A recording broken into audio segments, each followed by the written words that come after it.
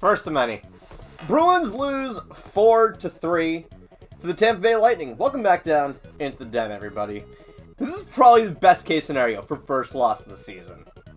Bruins going up against the Lightning for the first time since I crashed out. For the first time since I made probably one of my favorite videos on this channel that's a game recap, which was me just going postal on the Bruins for the absolute worst defensive performance I've ever seen this team have. You want to see one of the worst defensive performances that the Bruins have ever put on in action? Here you go! Here's the first goal. Peeke, you finally are justifying your existence on this roster. There is nobody covering Viktor Hedman. This is a Norris-winning defenseman who is still one of the best in the league.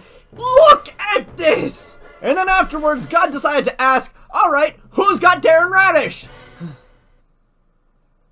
I think I've got it all out. And this game, it was similar in some ways and dissimilar in others. First of all, Lindholm is still out, so Jordan Harris is still filling in for him. And we got Joonas Korpisalo in net. Now, this is one thing that I just don't understand about this team right now. Why are we doing a 1-for-1 with Swayman and Korpisalo? Not to say that Korpisalo isn't a good goaltender. He actually is a pretty damn good backup. Like, in terms of who you'd want as a backup, I'd probably say Korpisalo is in the top half of backup goaltenders.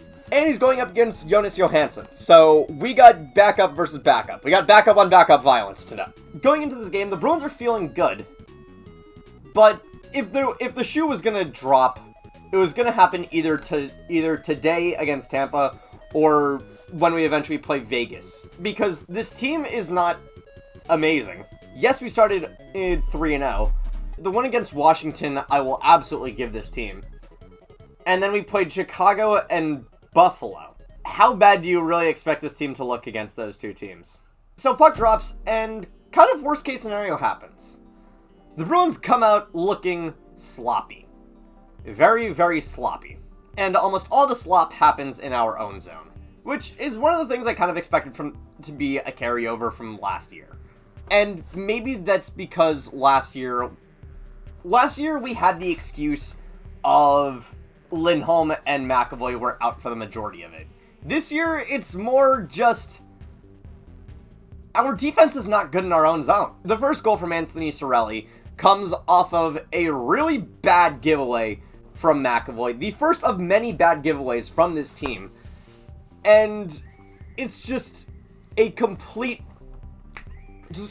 breakdown that happens because our team, for some reason, was obsessed with bad giveaways this game.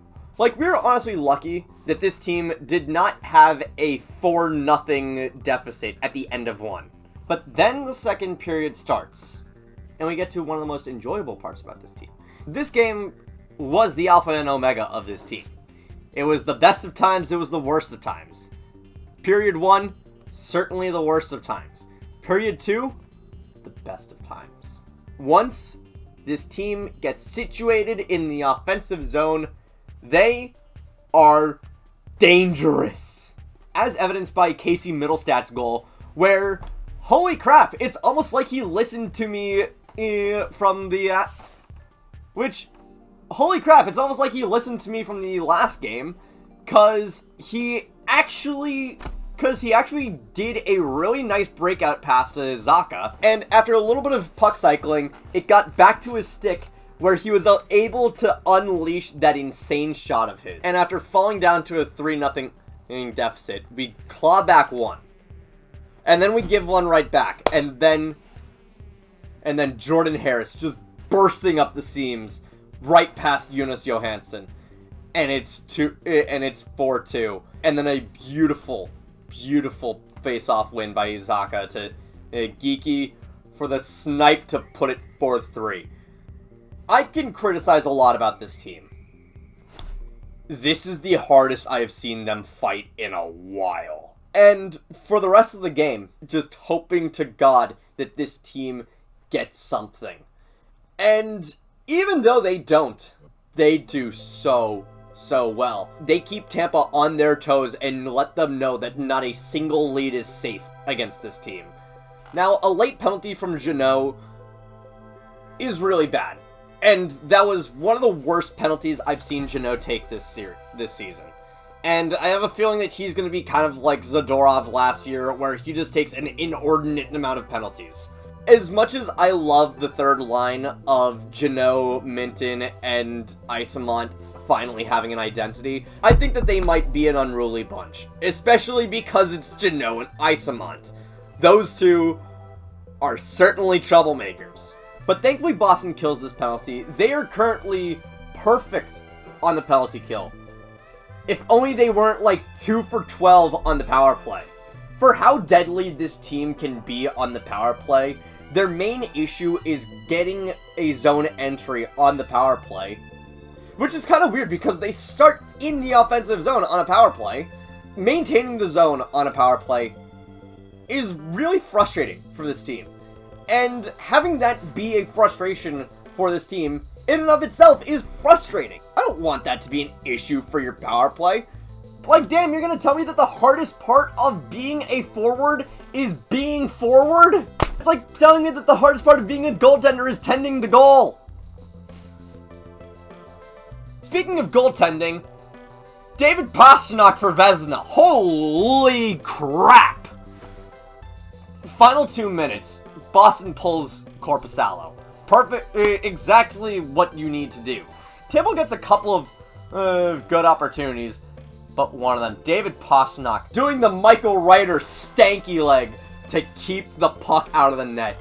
And oh my god. Seeing that was just... I am salivating at that. A lot of the Bruins' comeback was not exploiting the weak points in Tampa's game scheme. It was fixing up their own. And that's both good and bad. Because, on the one hand, it means that Marco Sturm has the game sense enough to know what's working and what isn't, and to make those adjustments in the intermission. That is a true mark of a good coach. I love that about him so far. What that also means is that difficulty is kind of self-inflicted. What that tells me is that this team did not necessarily need to be down 3 goals, but at the same time, being able to rally back to be within 1, it's a hell of a heart. That's a hell of a heart you guys got there. Ultimately, the way that we're going to get through this season is by finding the good in losses like these. And this was probably one of the best losses that we've had in a while. And one of the most promising that we've had in a while. Like, let's not forget, Tampa is a good team. Tampa is a good team, and they have a 3-time Art Ross winner on their roster. We all thought that their dynasty was over when Colorado won the Cup. And maybe it is. But that doesn't mean that Tampa's not still a good team. And so rallying back within 1 against a team like this, that's something to be proud of. Take it as a consolation prize, but still, give yourselves a pat on the back, fellas. And that is going to be it for me today. Thank you all so much for watching. I'll see you guys in the next one. Take care.